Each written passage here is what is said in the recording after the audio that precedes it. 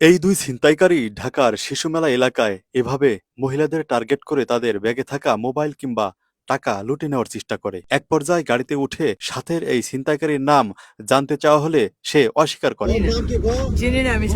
দৌড়ে পালানোর সময় আক্রমণ করে বসে কুকুর, আর সাথে গণধোলাই দেয় সাধারণ জনগণ এবং কাছে পাওয়া যায় এই ছুরি। পরে সাধারণ জনগণ পুলিশের কাছে তাকে তুলে দেয়। এবার বাকি এই ছিনতাইকারীকে ধরার জন্য পাশেই পুলিশ বক্সে থাকা পুলিশের সাহায্য নেওয়া হয়।